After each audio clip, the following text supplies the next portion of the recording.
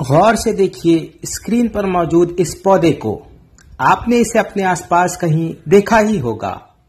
इसका नाम है कंघी बूटी अतीबला एबिचुलॉन इंडिकम। इसकी माहियत और बाकी की मालूमात आप तस्वीरों से या फिर स्क्रीन पर मौजूद इन दो किताबों से हासिल कर सकते हैं।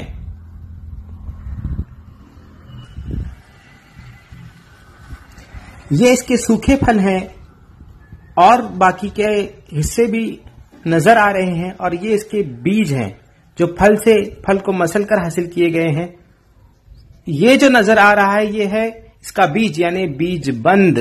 इसी को बीज बंद कहते हैं। हालांकि बाकी के जो इसके अक़साम है चारों, उनके बीजों को भी बीज बंद ही कहा जाता है, लेकिन उन तमाम में सबसे ज्यादा कवी यही है। तो जानते हैं इसके इस्तेमालात के बारे में, लेकिन उससे पहले सब्सक्राइब कीजिए और शेयर कीजिए मेरे इस चैनल को, ताकि बाकी के लोगों तक भी ये बात पहुंच सके। आदाब नाजरीन, मैं अकोला महाराष्ट्र से डॉक्टर रेहान खान। नोट कीजिए नुस्खा नंबर 1। कंघी बूटी का चूंकि बुनियादी तौर पे इसका बीज इस्तेमाल किया जाता है, लेकिन इसके बीज के अलावा इसकी जड़ भी इस्तेमाल की जा सकती है। नुस्खा नंबर 1 जो कि है साइटिका, शियाटिका, इरकुन्निसा, गुरुदसी के लिए, लेकिन इस नुस्खे की एक खास नोयत है। नोयत यह है कि ये सफरावी और सौदावी या सिर्फ सौदावी में ही बेहतर काम करता है।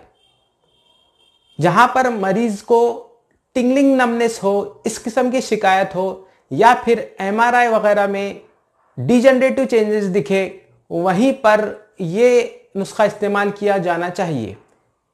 इसके 4 अज्जा है, 4 कंटेंट हैं। नोट कीजिए। सबसे पहला कंटेंट बीज बंद, यानी कंघी बूटी बला के बीज। कंटेंट नंबर 2 पुष्कर मूल, पोखर मूल, इनुला रेसिमोजा। कंटेंट नंबर 3 सतावर, एस्परागस रेसिमोजस।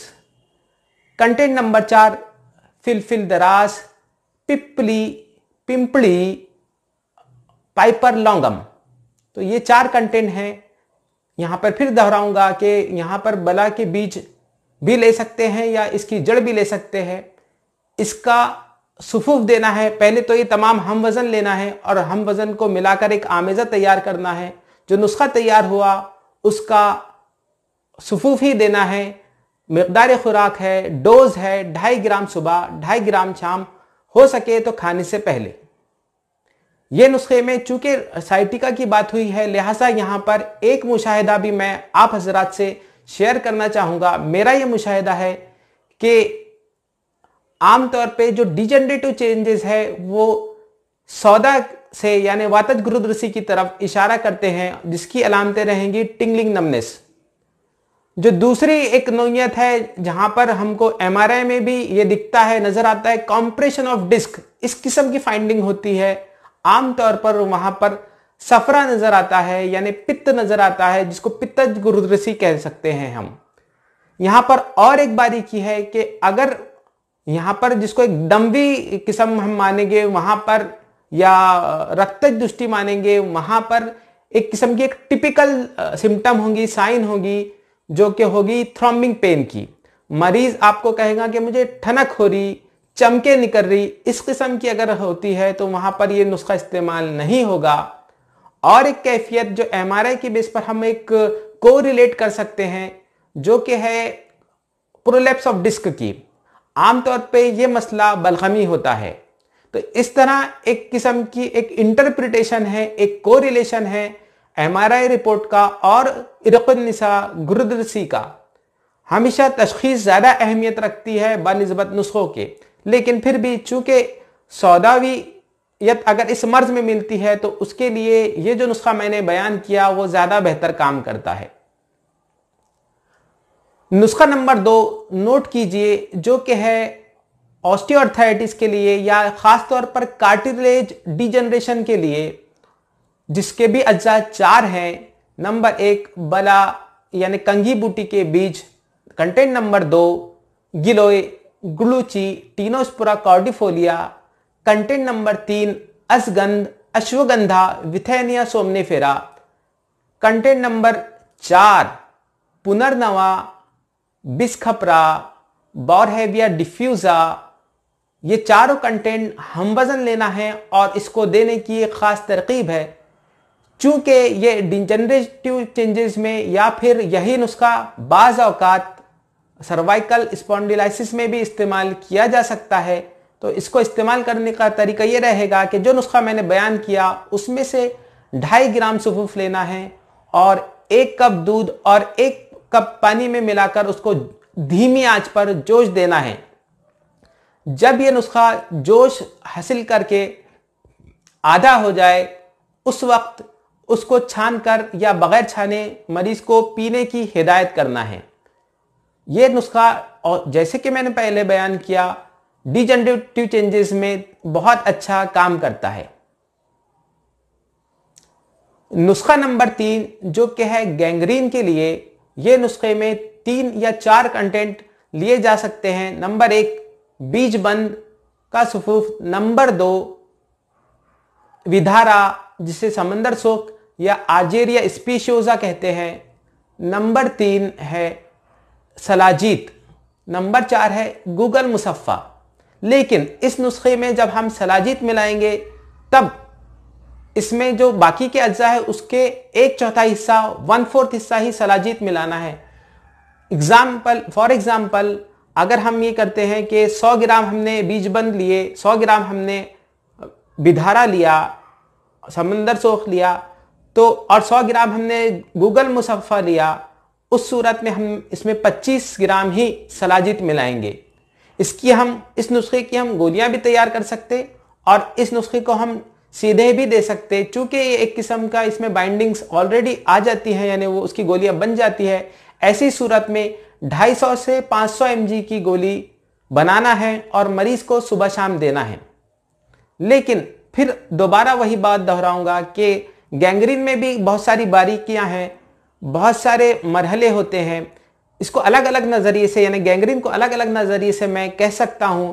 नंबर 1 तो ये कहना चाहूँगा कि चूंकि ये एक किस्म का ताफुन है, सड़न है, तो ये रुतूबत की वजह से होता है। चूंकि ताफुन जो है वो रुतूबत की वजह से होता है, इसलिए इसमें यही वजह है कि अक्सर बलगमी मिजाज लोगों में या बलगमी अमराज में ये ज़्यादा नज़र आता है।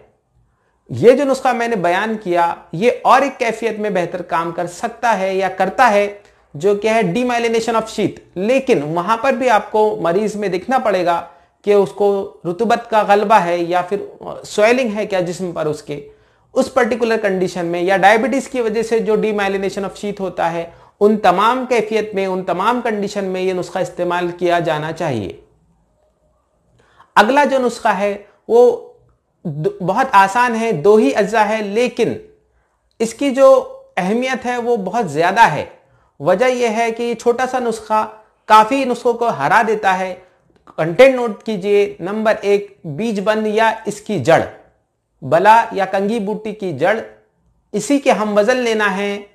नागकेशर, नागेसर, मेस्वा फेरा जिसका लैटिन नेम है, तो ये 2 अज्जा लेना है। और इसको देने का तरीका यह है कि इसका जोशांदा भी दिया जा सकता है, क्वाथ जिसे कहते हैं वो दिया जा सकता है, या फिर इसको सुफूफ की शक्ल में, चूर्ण की शक्ल में भी सीधे इस्तेमाल किया जा सकता है। इसकी नौयत इस्तेमाल ये है कि जिन मरीजों को या जिन मरीजा को जिरियान, एहतिलाम या मिनोरहेजिया या ल्यूकोरिया हो और जिनमें काफ़ी कमज़ोरी मरीज महसूस करता है, कमज़ोरी की अलामतें ज़ाहिर होती हो, उन तमाम में ये नुस्खा बेहतरीन काम करता है। अगला जो नुस्खा है वो है श्रिंक्ड किडनी के लिए। यहाँ पर भी मैं एक बात फिर कह दूं कि हमेशा तशखीस की अपनी किस्म की एक अहमियत है, नुस्खों की अपनी किस्म की एक अहमियत है। नुस्खों को भी कम नहीं आंकना चाहिए और तशखीस की तरफ से भी हम बेख्याली नहीं बरत सकते। तो ये जो श्रिंक्ड किडनी का एक नुस्खा है, चूंकि श्रिंक्ड किडनी एक किस्म की खुश्की है, लिहाजा वहां पर ये नुस्खा इस्तेमाल करना चाहिए। आजमूदा है। 2 ही इसके कंटेंट हैं, एक बीज बंद का सुफूफ, दूसरा है उष्बा हिंदी जिसको सारीवा, मराठी में उपलसरी, हेमिडिस्मस इंडिकस जिसका लैटिन नेम है, वो इसमें इस्तेमाल करना है। दोनों हम वजन लेना है और इसका भी दूध में उबालकर जोशानदा देना है, सुबह शाम 2 वक्त खाने से पहले। तो ये थे बीजबन के आजमूदा इस्तेमालात। लेकिन आखिर में फिर वही बात दोहराऊंगा कि नुस्खा जात की अपनी एक अहमियत है, तशखीस की अपनी एक अहमियत है।